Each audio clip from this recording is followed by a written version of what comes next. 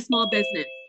So first on our agenda today, I would like to tell you a little bit about Oklahoma Small Business Development Center. We do have some webinar tips. So we do ask that you keep your microphones muted throughout the presentation. We will be using the chat feature to ask questions. So if you're not familiar with Zoom, you will use the chat icon at the bottom of your screen. If you're on a computer, maybe on the top of your screen, or if you're on a mobile device, you'll click on the 3 dots at the top right, and it should drop down a menu to allow you to ask questions in that chat feature. The presentation slides will be emailed out to everyone. We will email those to the email address that you use to register for the event. So we want to make sure that you know that you will be getting the presentation slides. The webinar is being recorded, but it will not be distributed. It's recorded for our training purposes, but we will make sure that you have all of the presentation slides and even some additional resource information. So Recording in progress. We do remind you that we can still see you if your camera is on. So if you're going to be up, moving around, or something like that, you may want to turn your camera off. So let's start out by telling you a little bit about Oklahoma Small Business Development Center. So we provide confidential, high quality, no cost advising to Oklahomans to start and grow businesses. So we actually have an entire team across the state of Oklahoma. There are about 30 advisors that cover the entire 77 counties of Oklahoma.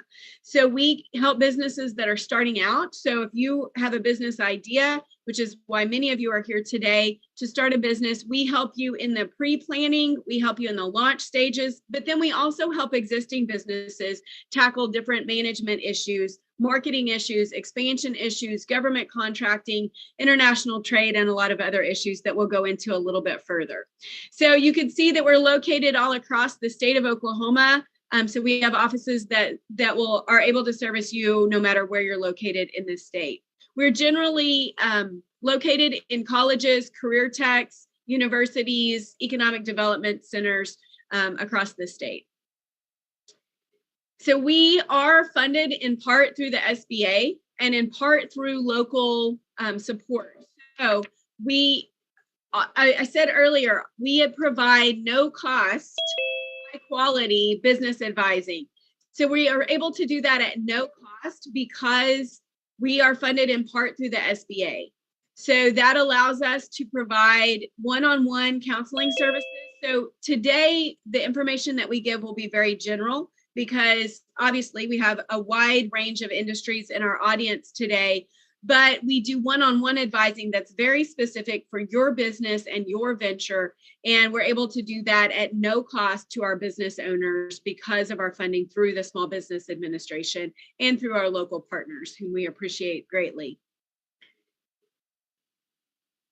So every one of our business advisors across the state is a business generalist. That means we can work with any industry that walks through our door that is federally recognized. We do only work with for-profit businesses. If you're here in a nonprofit capacity, we invite you to stay. There may be information that would be helpful for you. However, we are not able to do business advising for nonprofit businesses. We stay in the lane of for-profit businesses. So every one of our business advisors is a business generalist, but we do have each one of us at specific areas of expertise. So you see some of those listed on the screen. Two that I want to specifically point out are international trade team. We partner with OSU Wes Watkins Center for International Trade. And we know that many of our small businesses don't have the capacity for an entire international trade team themselves. So our team is able to step in and help evaluate the opportunities for international trade, for exporting both services and goods, as well as working through customs and other issues for importing and supply chain issues.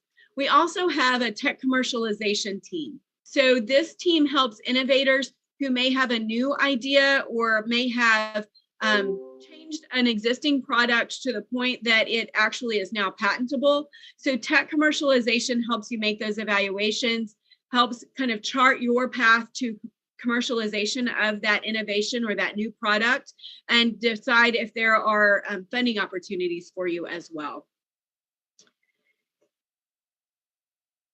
So our agenda today, obviously we've done some introductions. We're going to go over some information on setting up your small business, and then Jonathan's going to share information with you on your business plan. So questions for starting a business. We know when we say business plan, sometimes that's overwhelming. So we're going to break it down into questions that are not so intimidating. And then we will have time for questions and answers toward the end of the presentation. Please don't wait until the end. If you have a burning question, drop that in the chat, and we'll be able to, we'll be able to answer those along the way. So we do have a question specifically about the medical marijuana industry. You are welcome to stay on, and there will be some general information that will apply to you. We are not able to advise in industries that are not federally recognized. So we would, if you want to respond in our follow-up email, we can redirect you to resources for your industry. So that does bring up a great point. How do you get this one-on-one advising that's free from our business advisors? You can drop us a message in the chat box, or you can respond to the follow-up email that you will be receiving with all of our slides from today. And that way we can set you up for an appointment with the advisor that's best suited. I was watching her chat question. So we will set you up with the advisor that's best suited for your industry or in your geographic location. So let's start off with talking a little bit about organizational structure for small business. This is one of the most important early decisions that you're going to make about your business. And I know for some of us, this is not something that's comfortable for us. So for many business owners, this is where, sometimes anxiety may set in, because you have a great idea and you have all this energy around your business idea, but then you have to do things on the paperwork and structure side. So we come in and can help support you in this process, make sure you have enough information, because we want you to lay that solid foundation to enable your business to grow and expand. So let's talk about the types of business structures first. So one business structure option is to operate as a sole proprietor. So a sole proprietor is a single owner. You do not have to file with the Secretary of State. You can file a doing business as DBA or trade name with the Secretary of State, but that is not required for you if you are a sole proprietor. Many times a sole proprietor will use their Social Security number instead of getting an EIN.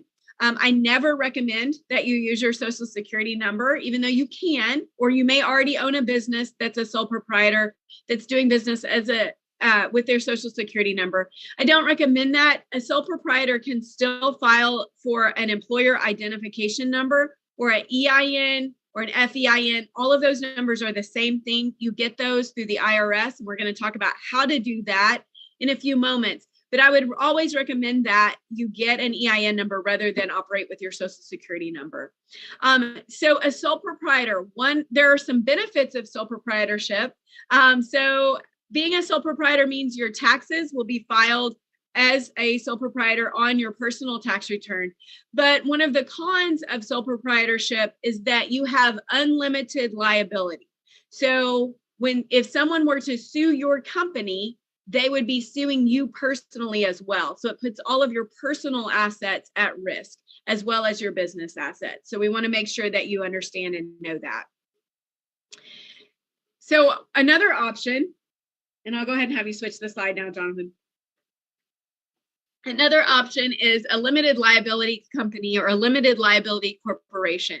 So this is filed with the Secretary of State.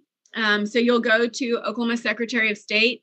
That's oksos.gov, and you'll file for a LLC. It does limit your liability. So this creates some separation from your personal assets and your business assets. This is step one of that process that creates the separation. You can have a single member LLC. You can have a multi-member LLC. You can have a number of members in your LLC. So LLCs have an operating agreement. Many times we talk to LLCs and they didn't set up their operating agreement. That's kind of like your bylaws. It tells how you're going to do business, who can incur debt for the business, what happens to the business in the future if something happens to one of the members. So that's the second part of making sure that you have separation from your personal assets and your business assets. So deciding on your structure that limits the liability, setting up your operating agreement. And the third part of that has to do with financial separation. And Jonathan's going to talk about that a little bit later. So you can see that an LLC can be taxed. It can flow down through to your personal taxes, or it can be taxed as an S corporation. So the IRS, so you're setting up the limited liability company to separate from your personal assets. So from a liability standpoint, the IRS doesn't recognize an LLC as a taxable entity. So you get to decide if you want to be taxed as a partnership or a sole proprietor, or if you want to be taxed as an S corporation. And you can work with your accountant to figure out which is going to be best for your specific situation. Many times people ask us what's going to be best, and that is going to definitely be situational dependent. And oftentimes we'll recommend that you work with an accountant if you already have a relationship with one.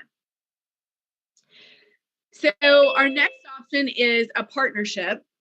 And so a partnership is very similar to a sole proprietor. So this is when two or more people go into business together. There's no limit on the number of partners you can have. But once again, in a general partnership, you have unlimited liability. So all of your personal assets are still at risk, even if you have a partner. Limited partnership is a little trickier. You will file a limited partnership with the Secretary of State. You need to have a partnership agreement, and you need to have outlined who has unlimited liability and who has limited liability in a partnership. Once again, these are a little trickier, and you may want to work with an attorney to set up a limited partnership. So our other options would be to set up a C corporation. So in a C corporation, you have stockholders, and stockholders have limited liability. Once again, this gives separation from your personal assets and your business assets. You do file and set up a C corporation with the Secretary of State. You need to keep annual minutes. You will have corporate bylaws that explain how often you're going to meet, how you're going to do business, and it's very important that you follow those corporate bylaws. A C corporation is taxed at the corporate level and on dividends that are distributed out to the stakeholders. So if you think that your company may be publicly traded in the future, if that is a goal for you, then you definitely want to look at a C corporation, because all publicly traded companies are C corporations. And you can make transfers via stock sale. So we always recommend that if you're going to set up a C corporation, you work with an attorney to do so. An S corporation is a little bit different, and it is still set up as a corporation. You would still file that with the Oklahoma Secretary of State. Your income and expenses on an S corporation will flow to the owners and down to your individual tax returns. So you would file an S election on your IRS form, and there's only one class of stock in an S corporation, and it's maxed at 100 owners. So there's some additional information available at the Oklahoma Secretary of State site. Obviously, your business advisor would be willing to talk with you through kind of the pros and cons of the different types of organizational structure for your business. I do want to go ahead and clear up a common misconception. And if you want to go ahead and jump to the next slide, Jonathan, that would be great. There are some common misconceptions when it comes to setting up your business structure. For some reason, some people think that you start out as maybe a sole proprietor or a partnership, and then you grow to an LLC, and then you grow to a corporation. That is not the case. So anytime you change the structure of your business, it's like your business starts over. So you want to be very cautious of that. I always liken it to when having a child. When you have a child, that child has a social security number. The child grows and changes, but that social security number is tied to that child. In a business, when you set up the business entity and you get an FEIN, that FEIN is tied to that business entity. So your business will keep that FEIN as it grows and changes. It does not change its business structure. So I really encourage you to take some time on the front side of deciding your business structure to determine what structure is going to be best as your business grows and changes. So many times people start out with a hobby and they think, oh, I'm just going to start it as a sole proprietor because it's just a hobby. If it's a hobby that you're planning to grow and you're using that time to grow the business, and then maybe you want to take early retirement and you want this to be kind of your second career and you're going to do this full time, then you want to think about that up front and you want to set up the business structure the way that you would ultimately want it to be set up. So those are important things to remember. This slide just kind of gives you a side-by-side comparison that might be helpful along the way. So I think we can move on to the next slide, Jonathan. So how do you set up a business? So you will register with, I always like to register with the Oklahoma Secretary of State first. So you already have that website. That's the one that we gave you earlier. Then you will register with the Oklahoma Tax Commission. So you will register online with both of those entities. You used to have the option to register on paper. You can still do so with the Tax Commission, but it takes a considerable amount of time to get your registration information back. So it's much faster if you can register online. The Oklahoma Tax Commission also has a video series on taxes and tax requirements for new businesses. So we recommend that you take some time and watch those as well. We'll be happy to answer those questions too. There are also some resources through the Oklahoma Department of Commerce. You do not have to register with the Department of Commerce. And I say that with a caveat, depending on your industry. So there are certain industries that require specific licensing. And so you can find that licensing information at the Department of Commerce's website. And once again, you'll get an email with these slides that will have the links as well. So examples of taxes and licenses that you may need to get. If you're going to have employees, why don't you guys drop me a quick chat note and let me know if you're planning to have employees, so I kind of know where we are on that, and maybe what industry you're in, just so I can kind of target some of this information as well. So I'm going to give you just a couple of minutes to go ahead and drop that into the chat box.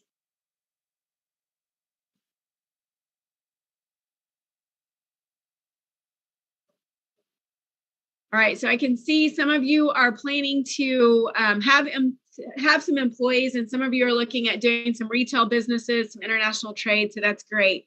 So you will definitely need to register because you're going to have payroll withholding taxes. You're going to have sales and use tax, and we're going to talk a little bit about that as we go along. Those of you who are looking at potentially lodging or vacation rental, you're going to have lodging taxes in some of your locations. Tire waste and recycling tax. I don't see any industries that have dropped notes in the chat box yet that would need to do tire waste and recycling. But if you're going to be changing out tires, selling tires, anything like that, you're going to have that tax.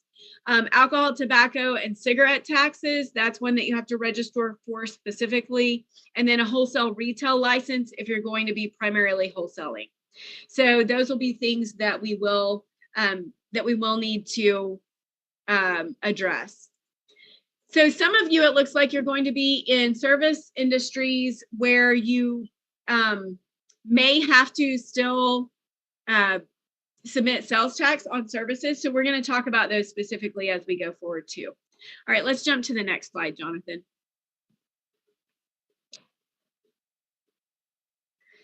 So sales tax is charged on tangible goods. So if I can come into your place of business and I can buy something and carry it out, you're going to charge sales tax on that. If you are in a industry like photography, if I can come in and I can purchase a print, or if you're going to hand me a CD, then you're going to charge sales tax on the print or CD. If everything you do is digital, then you will not charge sales tax. If you're in an entertainment tourism type industry like paintball or horseback riding, you will charge sales tax on those types of services. So how do you figure sales tax? You will be charging state tax, which is 4.5%. Then you will look at your county rate and your city rate. So that can actually change quarterly. So there's this rate locator. You see the link here that we're going to send you on the Oklahoma Tax Commission website, and that will allow you to make sure that the rates you're charging are correct for your location. So we do have a question, counseling services, no sales tax. That is correct. So thanks, that's a great question. So you'll remit these monthly. For most of you, you'll sell a volume that you'll be required to remit sales tax monthly. I also recommend that from a cash flow standpoint. So you'll do that on the OKTAP website. So when you apply for your sales tax permit, I want to make some clarifications. You can use your sales tax permit to purchase goods that you are going to be reselling. So if I were going to sell a bottle of soda, I could purchase the bottle, the cap, and the ingredients to the soda, as well as the label, and I could use my tax permit. I cannot use my tax permit to buy anything else for the business. Equipment, I can't use it. If it's something that I'm going to be using for marketing purposes, like a sign, I cannot use my sales tax. I have to pay sales tax when I buy those types of equipment, signage, those types of things. So that's an important thing because many times we see people potentially misuse their sales tax permit. So if you are planning to sell goods online, and I see that many of you are planning to do that, you will be gathering sales tax if you're selling goods online within the state of Oklahoma. So if I'm in Wilburton, Oklahoma, which is where I live, and I'm going to be selling a good to someone who lives in Oklahoma City, then I am going to be charging sales tax. Now, I will likely be charging the sales tax rate for the location of the purchase. So I'll be charging the sales tax rate for the Oklahoma City location. So that's where that rate locator is very important. If I'm going to be selling online outside of the state of Oklahoma, I need to do a little bit more research. And the Oklahoma Tax Commission website has some additional resources. This is where working with your advisor or with an accountant might be helpful, because different states have different thresholds when you sell into that state, that you will the dollar amount that you will be required to keep track of. And when you hit that dollar amount, then you have to remit sales tax in that state. So for example, the state of Texas is $500,000. So if you're selling $500,000 or more into the state of Texas, then you are going to be required to collect and remit sales tax. If it's less than that, then you will not have to, but you have to notify the purchaser that you are not collecting and remitting sales tax. So there are different requirements for different states that you'll need to be aware of if you're selling outside of the state of Oklahoma. And I'm going to keep it pretty high level because I know some of you that are selling outside the state can get into some very specific and detailed questions. So we're happy to work with you one-on-one on those. I know they don't apply to everyone today. So use tax. This is something I'm located in Wilburton. I'm really close to the Arkansas state line. So many times our business owners will go to Fort Smith, Arkansas, which is our closest large city, to buy equipment and bring it back into the state of Oklahoma to use in their business. If I purchase an item in the state of Arkansas that I'm going to use in my business, and I pay a different sales tax rate than I would pay here in Wilburton, if that rate that I paid in Arkansas is lower than what I would pay here in Wilburton, I owe the state of Oklahoma the difference, and that's called use tax. Now, side note, this is on personal and commercial. So you might want to keep that in mind if you do a lot of personal shopping outside of the state of Oklahoma. If you purchase something online and you don't pay taxes on it and you're using it in your business, you actually owe the state of Oklahoma use tax on that. So you want to be aware of some of these things. And a lot of times people say, oh, nobody tracks that. They do. They do track that. They do remit it. They do have enforcement officers that work and track use tax. So please be aware of that. If you are doing hotel or hospitality industry, vacation rental using various platforms like Airbnb or VRBO, you may need to research. You will be required to remit sales tax, but your county or your city may also have a lodging tax that you're required to remit. So that's your responsibility to know those things. The platforms that you use, some of them have the ability to facilitate some of that for you, but it's your responsibility at the end of the day to know what you're liable for and to know how to set that platform up correctly. So I want you to be aware of that as well. All right, let's go on to the next. I know that's a lot of information. So I encourage you to go out to the Oklahoma Sales Tax Commission or the Oklahoma Tax Commission's website, look at their sales and use tax rate locator, look at their site a little bit. If you find it overwhelming or you need some additional assistance, feel free to reach out to your advisor. We're happy to walk you through those things and help you through that process. So several of you said that you're going to have employees. So if you're going to have an employee, and I would recommend even if you're not going to have employees, that you register for an FEIN number. So you'll use your FEIN number, yes, for employment purposes. You'll also, I would encourage you to use it for setting up your bank account so that you have a business bank account so that you can keep your personal finances and your business's finances separate. And Jonathan will talk about that a bit later. So if you're hiring employees, you will have to have an FEIN number. And you'll register for that at irs.gov. So not irs.anything else, specifically irs.gov. And you'll want to make sure that you do that. That should not cost you anything. So if you're on a site and it looks like it's going to charge you $600 to get your FEIN number, you need to back out. You're probably not in the correct place. Some of you will choose to work with an accountant or an attorney to help you with this, all of your business setup. And many times they'll file this for you and get your number if you're working with one of them to help you. So if you're hiring employees, you will need to remit payroll taxes. So that's federal and state payroll taxes, unemployment taxes, Social Security taxes. So you'll withhold those and then you'll remit those. You are also required to have workman's comp insurance on all of your employees. So before you drop the question in the chat, I'm going to go ahead and answer the question. But Dana, all of my employees are family members. So if they're family members, they are historically, many people said, well, if they're family members, I don't have to get workman's comp.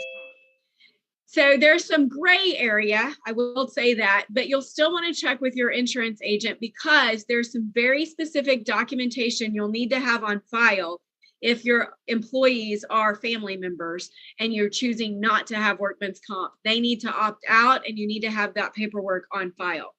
So I'm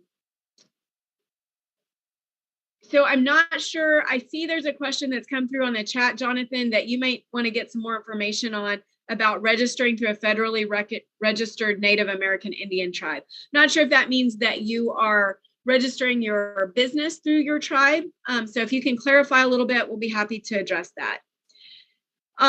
So some things that you have to keep on file if you have employees. You need to have your W-4 form, your IRS W-4 form on file for every one of your employees. You also need to have an Oklahoma W-4 form. You need to have an I-9 form. That's your Immigration and Naturalization Service form on file. So you want to keep all of those forms for every employee. They need to be behind a locked cabinet, locked door. You have to have a file like that for every single employee. There are some steep fines if you do not have an I-9 form. So it's really important that you get that form. So, and then you want to report all of your new employees through the Oklahoma Employment Security Commission. So that's a very easy process. You can report that on their website so that you would make sure that you've reported that correctly and you have those resources available, and you'll be remitting for that as well. So let's go ahead and go to the next slide, Jonathan.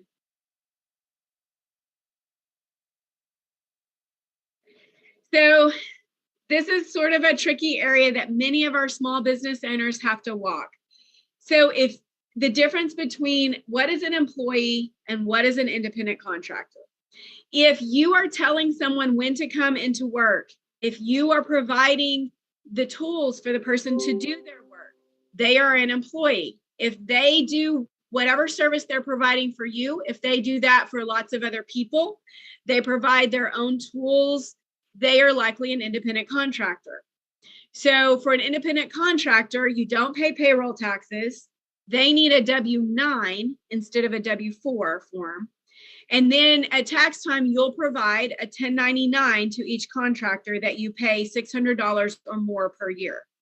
So you can request that they provide proof of insurance if you prefer that. You can request that they be bonded and insured. I recommend that you have a contract agreement with an independent contractor.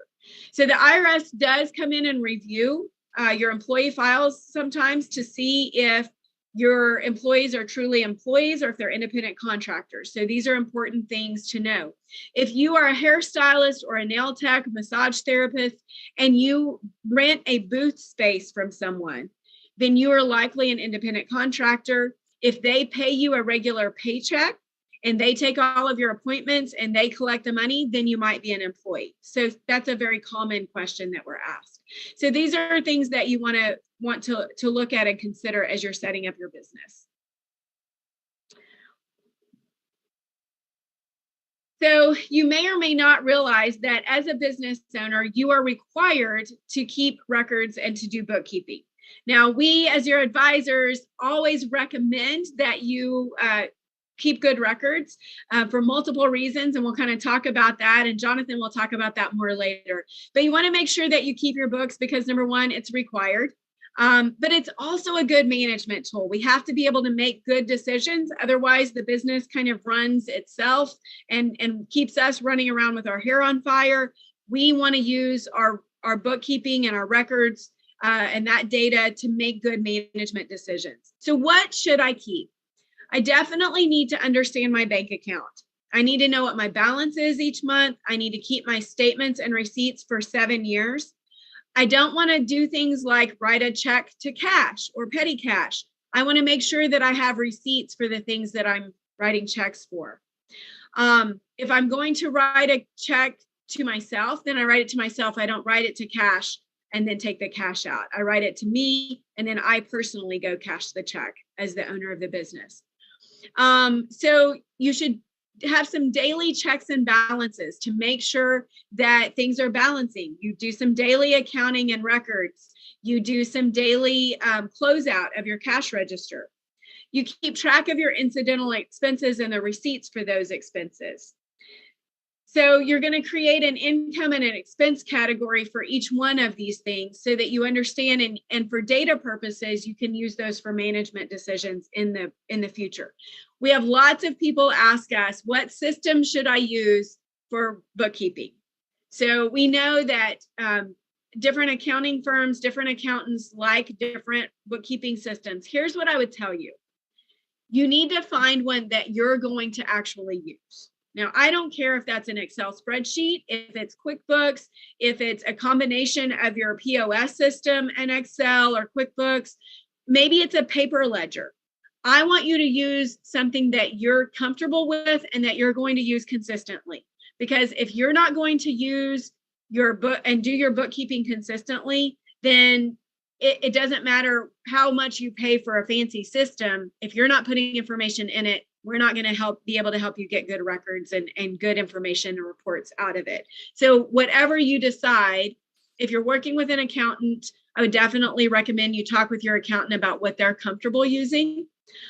If record keeping, bookkeeping, payroll, or taxes gives you a lot of anxiety, you may want to go ahead and check into what does it cost to work with a bookkeeper and accountant. You may be really surprised at what the cost is. Sometimes it's much less expensive than what you might have in your head.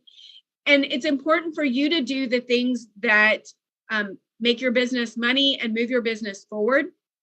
And if bookkeeping and payroll and taxes are not that thing for you, then you may want to look at outsourcing that or hiring someone on staff to do that. Now, that doesn't let you off the hook, and I want to be clear about that. You should always be involved. You should always be asking questions. You should put some checks and balances in place. Your advisor can help you do those things, but we want to make sure that you're spending time doing the daily operations that are going to keep your business moving forward and making money. So let's go ahead and I know we're on a time frame today, so I don't want to take up too much time. I know taxes and the business setup can be very concerning for a lot of people. So I do recommend that you work with your advisor, whether that's an OK SBDC advisor. Remember, we're available at no cost to you. So just drop a message in the chat or respond to the follow-up email if you want us to help walk you through this process. Or if you're working with an accountant or an attorney, make sure that you're asking those questions and you feel comfortable. We always recommend that if you don't have an accountant or an attorney, even an insurance agent that you're working with, interview 2, 3, 4 of those, ask questions. Even if you like the first one you meet with, go ahead and interview several more so that you can make sure that you're comfortable, because that's a person that's going to be a partner in your business. You're going to work with them regularly. So we encourage you to continue to interview them and to build that relationship, because they're going to be your business partner. So Jonathan, I am going to turn it over to you, and feel free to continue to drop those questions in the chat box, and I'll go back and pick up the questions that I may have missed, and then I'll help answer questions for Jonathan as well. All right. Thank you, Dana. So I'm going to cover the starting a business plan portion of our presentation today. As you can see here, we're going to walk you through your current business concept, business planning, series of answers, specific questions. This is if you were to meet with us as a one-on-one advising. We would quickly evaluate how much of your intuitive plan will work and provide a roadmap to get you prepared to either go to a bank, maybe even venture capital, or just if you have your own personal money to put in the business, we'll help you kind of navigate where to spend that money and how to get this business up and running. So question 1, who are the people involved in my business? So when you think about your business and you're thinking, how am I going to do this? Who am I going to have help me do this? Because sometimes it's hard when you're just trying to do it by yourself. So you might think maybe you're purchasing a business from someone, and that business owner that's selling it to you, maybe they're involved in getting you up and running. You might think of maybe it is your business partner. I know I've seen several people on here that might have partnerships. They're involved in getting your business up and running. And it could be even someone that's just an expert in that field, whether it's a restaurant, maybe you have a chef that you've hired that you would rely on their expertise to get your business up and going. So those are the things when you think about writing your business plan and starting your business, is who is involved and who is going to help me get this business going. And a lot of times when we write business plans, we see our own clients list Dana and I as a resource partner, and that the banks like to see who is your partner and how are they going to help steer you, and that's something you need to think about. Question 2, what do you do? We get clients all the time that have great ideas, but they just need to kind of narrow them a little bit. And kind of focus on, okay, this is how I'm going to do this idea, or this is how I'm going to run this business. So you might have this big scheme of how you want to do it, but it may be hard to get that business kind of up and running. But let's start small. Let's figure out how you're going to produce that widget and actually propel this company forward so you can do the rest of everything that you want to do. So you really need to hone in on how you're going to do it, and how you're going to go about doing it, whether that's purchasing equipment, or scaling back on some of that equipment to hone in on something a little bit more feasible for the amount of money you're asking, or the space you have in a building or storefront, or even if you're going to do it out of your house. So you just got to look at that scale. Who is your customer? So we talk about this a lot with our clients too, that and Dana likes to say, everyone always say, well, everyone's my customer. So sometimes making product A doesn't really fit with customer B, and it might fit with customer C. So you really need to look at who are you targeting when you're selling. And maybe it's just it could be retail and it's just a boutique. There's a certain demographic that shops boutiques versus others, and you might be someone that's starting a hardware store. So you want to look at what customer are you targeting with your business or with your product.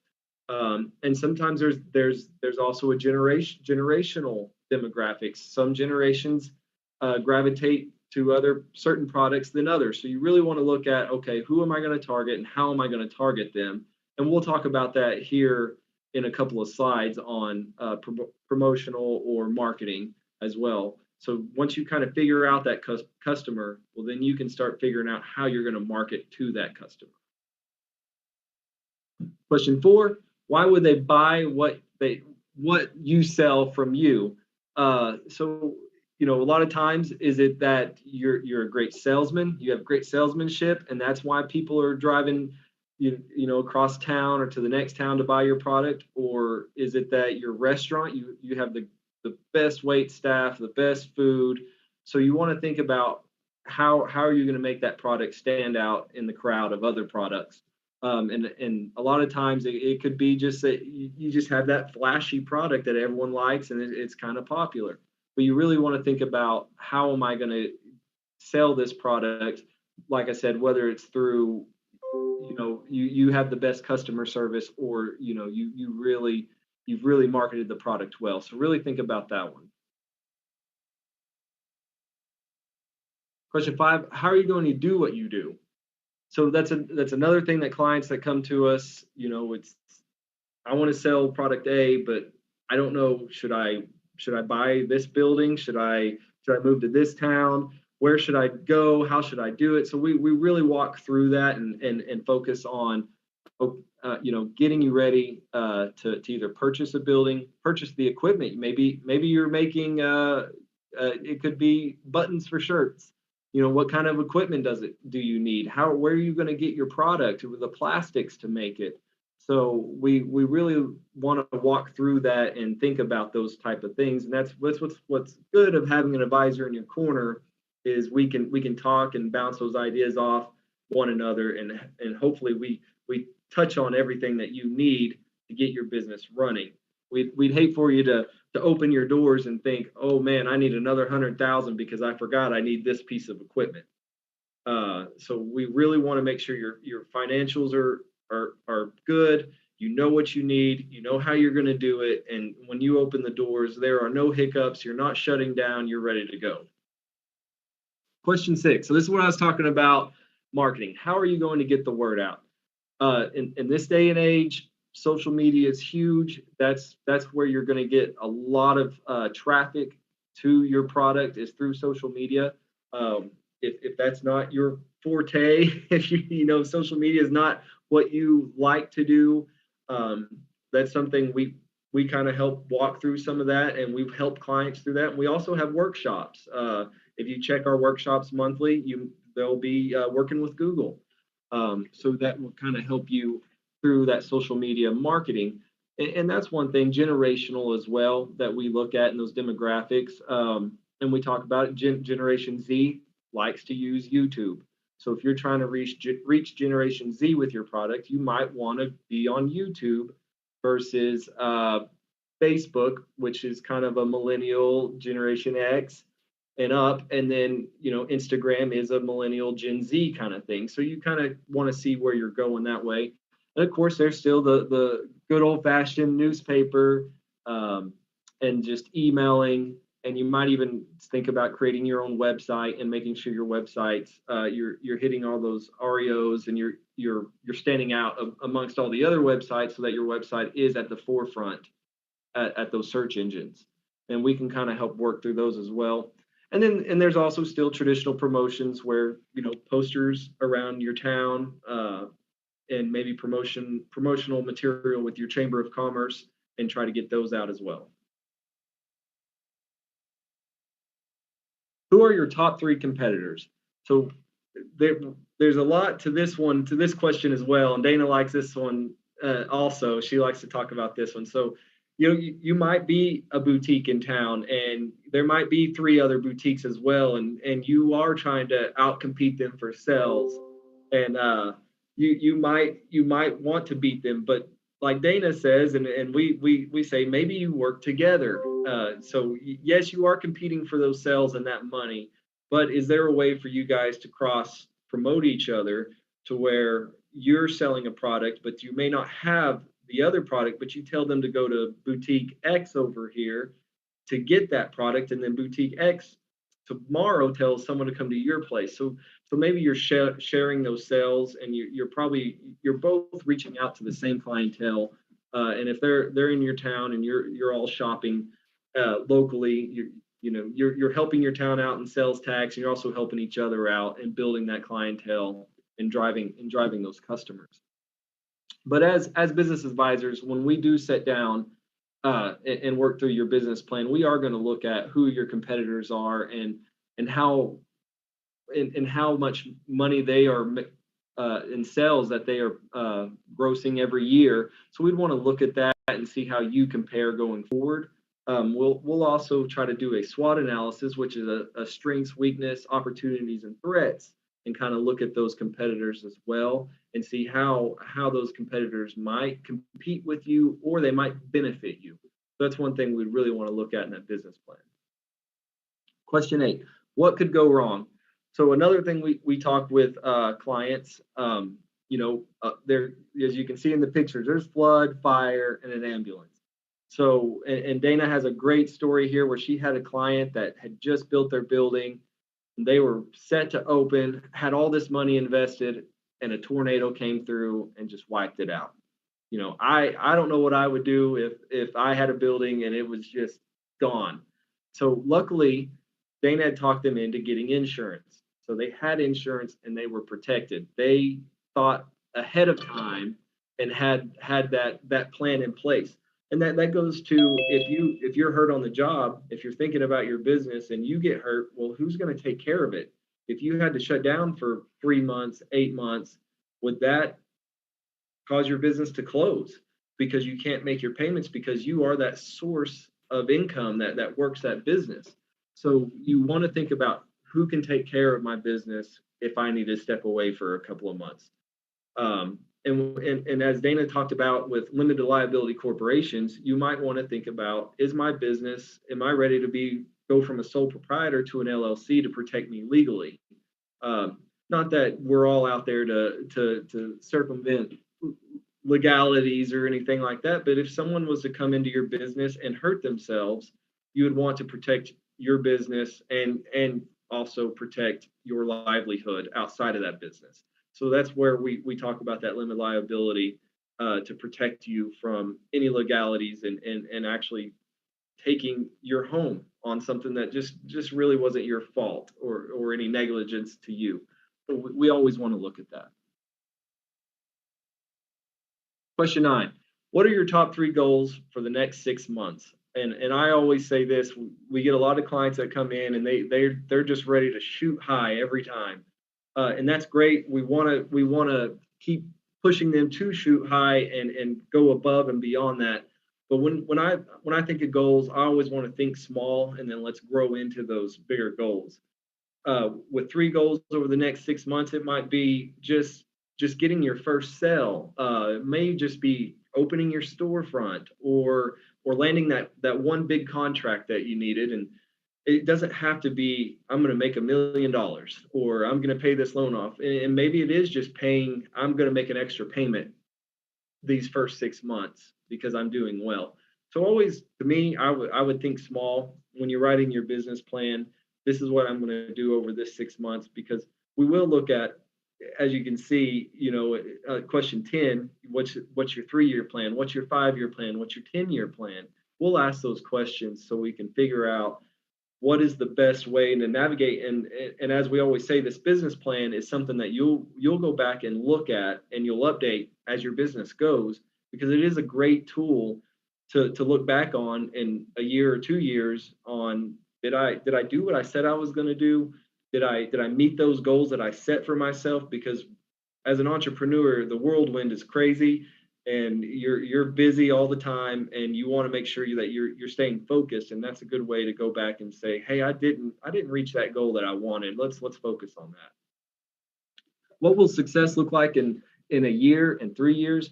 Like I was saying, in 1 year, maybe it's landing that big contract, or in 3 years, hey, we paid down 50% of our debt, or we added another line of income by adding to our manufacturing line. We added 2 new machines, and now we've got a whole nother stream of income coming in, and we're doing well. So those are the kinds of things that we're going to ask at whatever particular business that you're doing, and try to figure out, in 3 to 5 years, how can we grow this? Quick evaluation. Do the answers to each question make sense?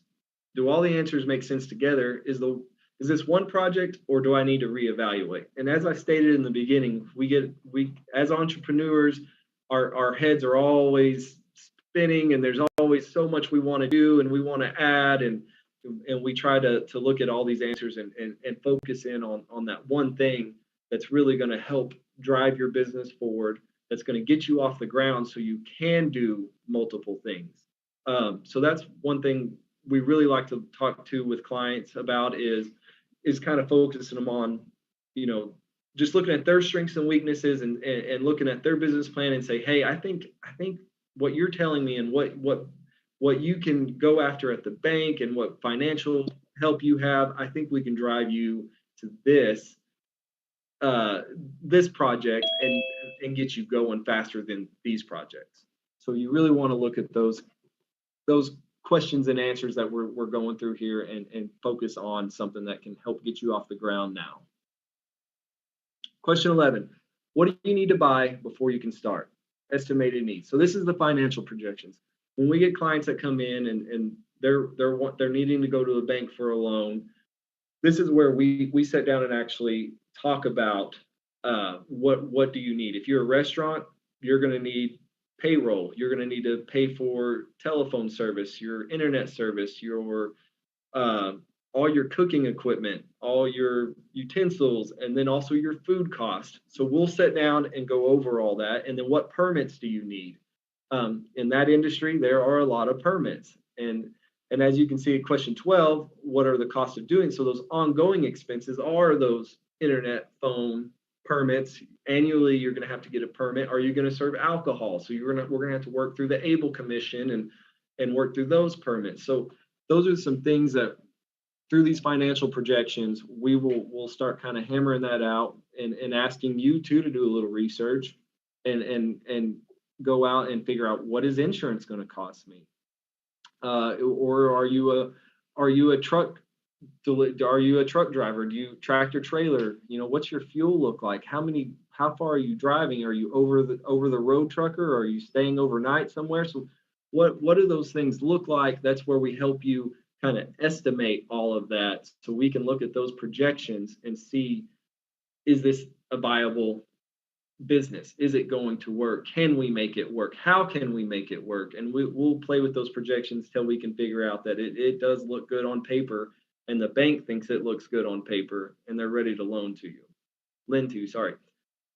And how does your business make money? Income streams. I talked about this. If you can add more income streams, that's awesome. That's great. You can focus on your main objective in your business, while you have something that doesn't take a lot of your time, but it's adding to that business so you can grow. We like to brainstorm, and like I said, as entrepreneurs, you're always wanting to add, you're always wanting to build and do more. And so if we can figure out an income stream that is that's easily moved into what you're already doing, then that's the best way to do it, instead of reinventing the wheel and trying to add something that's harder and more difficult, which we can always talk through that as well. So next steps: draft your business plan, start your projections, get your credit report, and work with an advisor. So a lot of times we have these hard conversations with clients, and when they come to us, we ask them, hey, have you seen your credit lately? Have you checked it?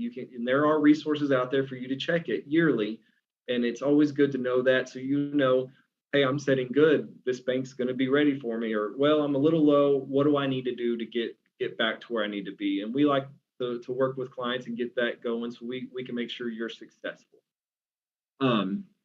Another big thing, and Dana brought it up in the beginning, is all of our services are free.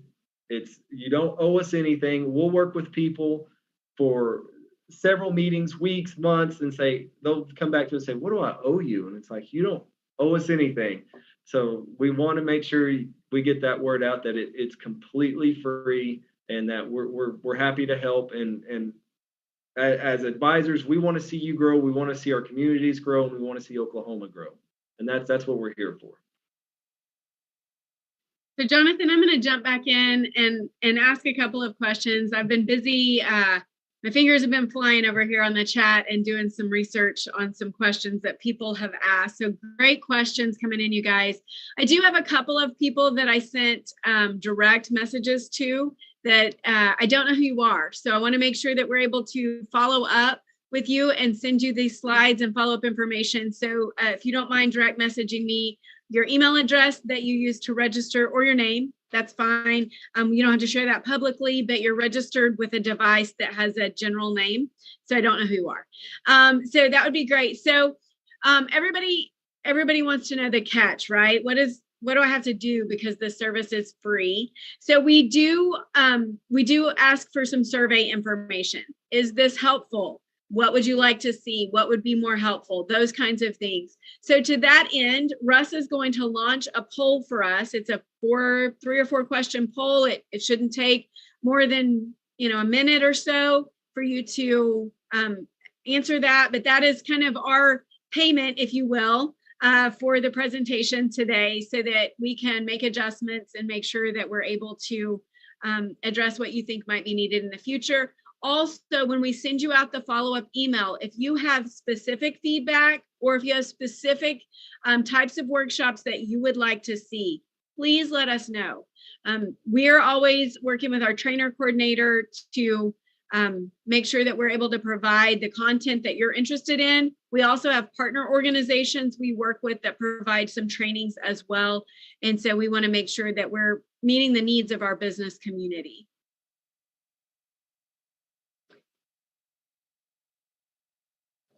Great. So I do see some questions coming in. I asked a quick question in the chat about whether or not you're going to be seeking funding, because I know a lot of people think, well, I only need a business plan if I'm going to seek funding. And I would say yes and no. You definitely need a detailed business plan if you're going to seek funding. But even if you're going to self-fund this, to Jonathan's point, I think it's really important that you at least outline your business plan, because it shifts and it will then become part of your strategic plan, especially if you've really thought through those goals he was talking about, those shorter term goals and those longer term goals. It helps you stay on track. And we always recommend that you also set aside some time each month, maybe more often than that, to manage your business, not just to run around and do the business, but to actually step back as a manager and manage the business. So those are important things as well. So at this time, if you want to drop any final questions. So we are getting a question about how to register the LLC. So we will actually be sending you the links to be able to do that. It is an individual thing, because each LLC is a little bit different, because you're going to be entering specific information for your LLC and working through the pages on the Secretary of State's website. But you will go to the Oklahoma Secretary of State's website, and that's where you will start your registration process. You'll set up an account, and it will to register the LLC yourself is going to cost you a little over $100. If you work with an accountant or an attorney to set up your LLC, we see those range anywhere from $250 to $700 to set up your LLC. It depends on whether that individual is going to be setting up your operating agreement or your bylaws, those kinds of things. So usually there is a package of services from an accountant or an attorney. So it kind of depends, but if you're setting it up yourself, you go to the Secretary of State's website, you will set up an account, and you'll select that you're going to be setting up a domestic LLC. So in this case, domestic means within the state of Oklahoma. A foreign LLC would be registered outside the state of Oklahoma. So you select that, and then you work through the process. Most of the questions you're going to know the answer to. It's going to be demographic information, address, name of the individual completing the form, those types of things. What name do you want to use? If you want to find out if a name is available, you can also go to the Secretary of State's website, and you can look and see if that name is registered.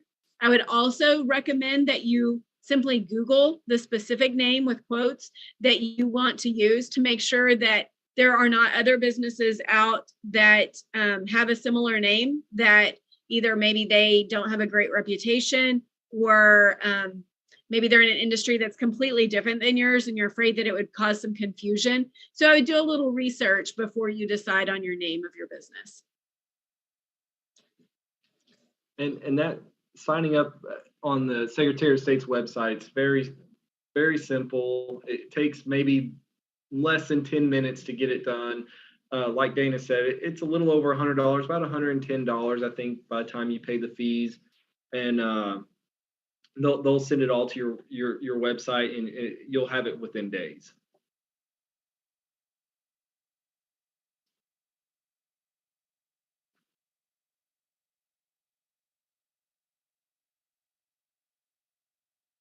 Okay, so I am just answering some specific questions that have been direct messaged to me.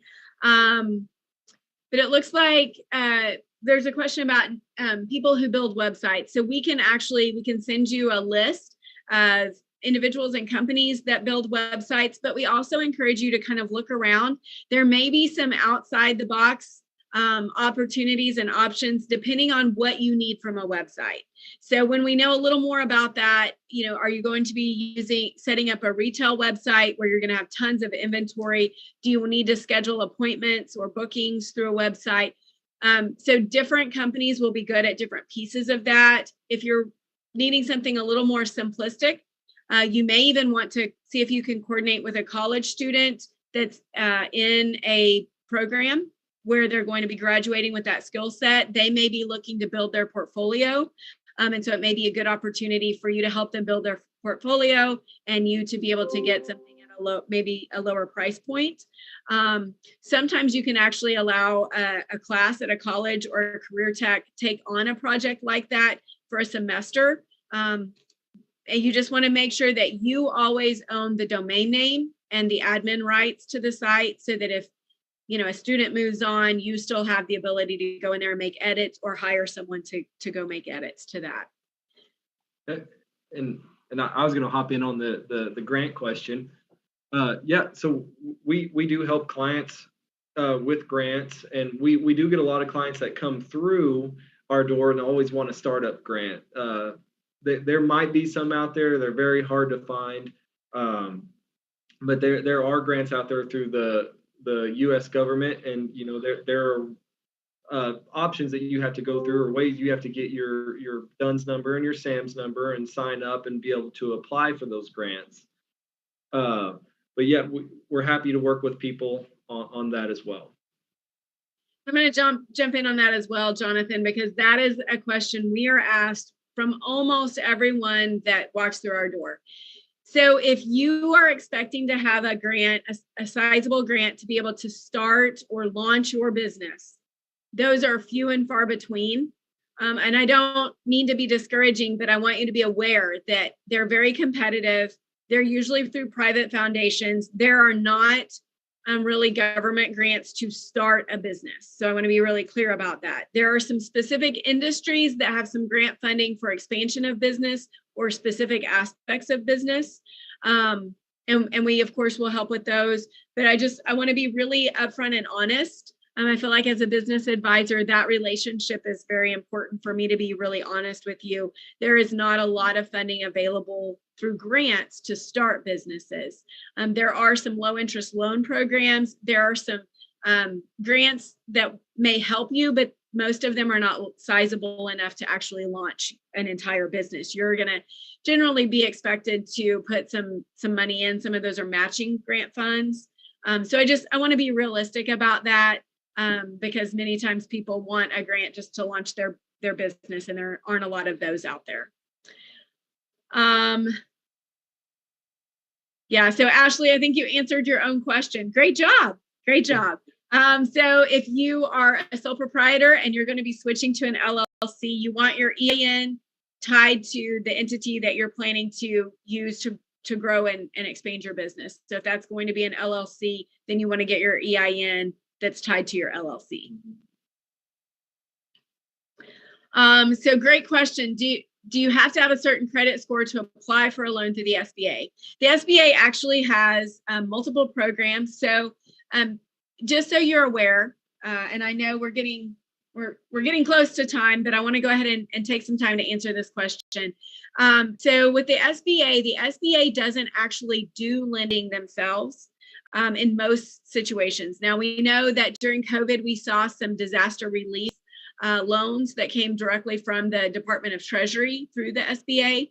But for most business start loans, those are not directly through the SBA. You're working with your local lender, and the SBA is guaranteeing that loan. So if maybe it's a credit score issue, maybe it's I don't have enough money to put into the project to make it all happen because a bank wants me to have 20%. Maybe it's I don't have any experience in this industry.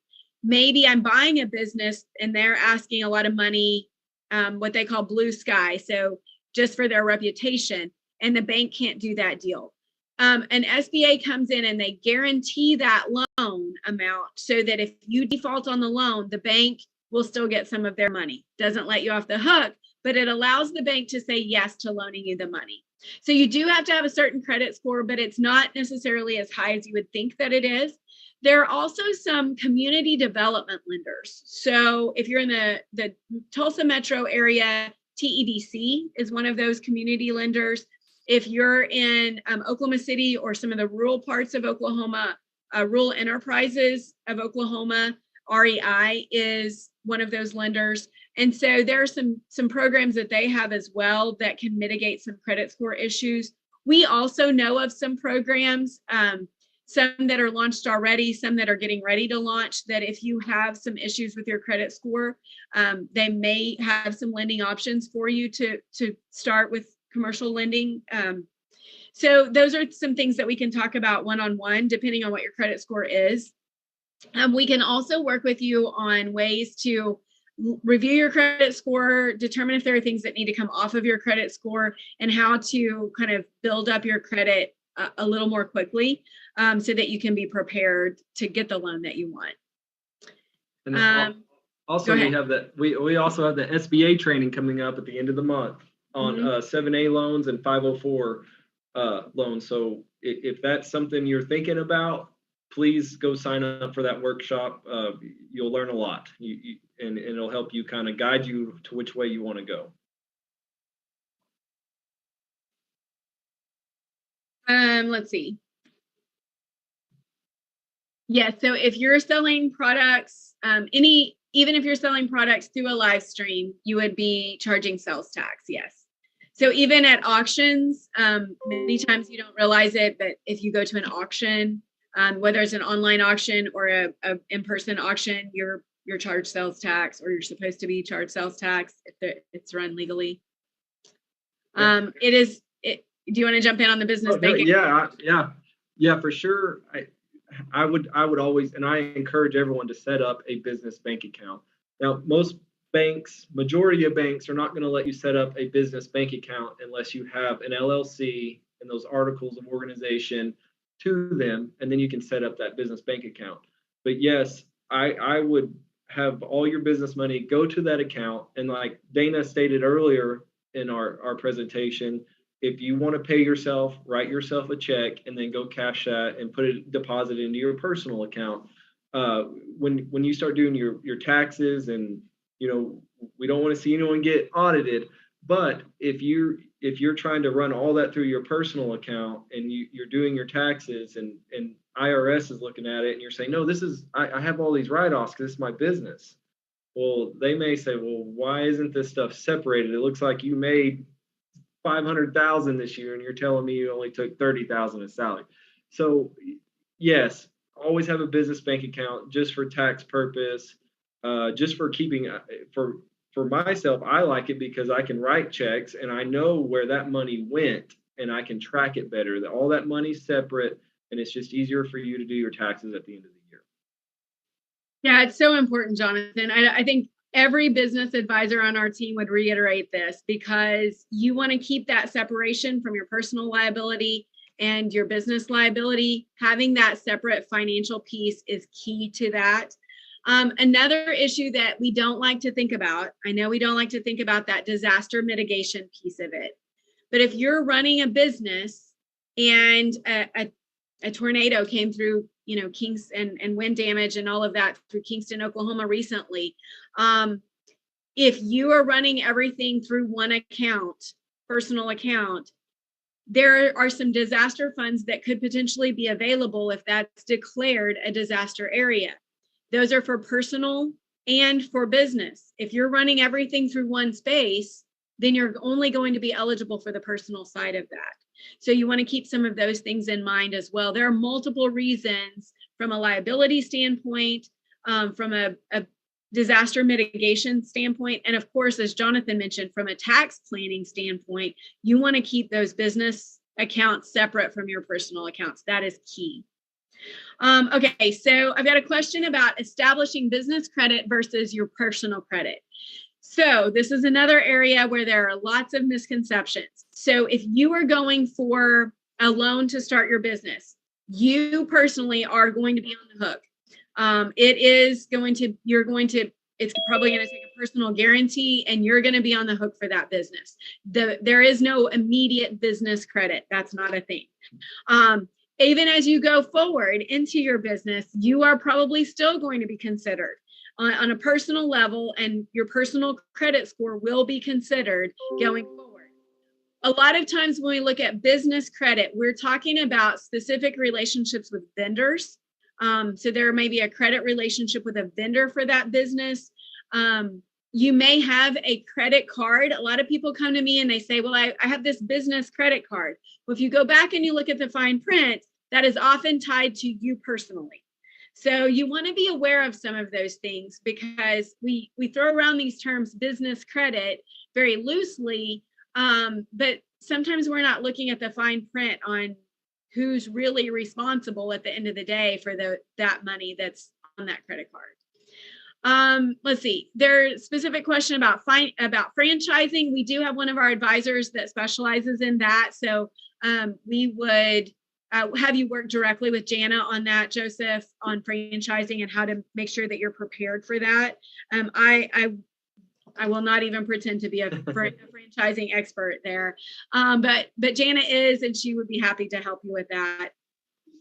So yes, Ashley, we do give webinars on taxes, on tax prep at the end of each year, kind of usually somewhere between August and October. We have someone come in and talk about depreciation, preparing your taxes for the upcoming year, those kinds of things. So, and then one-on-one, our advisors work all the time with our clients to make sure that we're making preparations and tracking things properly, both from a management standpoint, but also for a tax mitigation standpoint.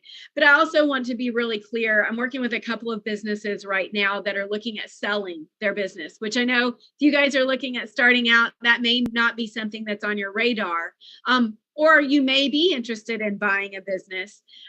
So depending on what your tax mitigation strategy is, you can actually mitigate taxes to the point that your business is not as viable for somebody to get lending to purchase it. So there are some things that you may want to work with your accountant or your business advisor on that side of things. If you think, okay, I'm going to start this business specifically to sell it, which happens fairly often in the entrepreneurial space, those are things that you may want to talk about and consider on the front side from a tax standpoint. I know that's probably deeper than what you wanted to know, Ashley, but we do have some webinars on taxes and tax prep.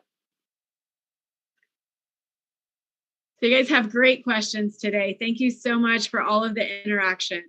Yeah, and if any of you still on the call here want an advisor, please drop it in the chat and we'll get you linked up. For those of you who reached out privately, directly to me or to Jonathan to let us know that you're interested in having someone work with you, it will probably be Monday before you get that email from us about who's going to be reaching out to you. So I just want to let you know kind of time frame what to expect.